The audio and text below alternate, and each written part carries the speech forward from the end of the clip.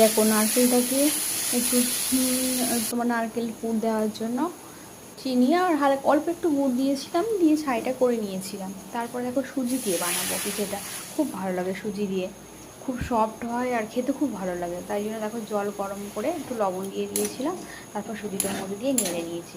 আর এটা নামানোর পরে না খুব গরম গরম মাখতে, মানে হাতটা পুরো জ্বালা জ্বালা করে, কিন্তু গরম গরম না মাখলে না এটা হয় না ভালো।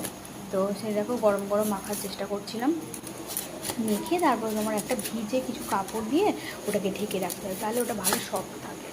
তারপরে দেখো যেহেতু ওর বাবা নেই, আমি একাই আস্তে আস্তে করে করছিলাম, বেশি না অল্প এক প্যাকেট সুজিরই করেছিলাম, নারকেলও অল্প ছিল তার জন্য।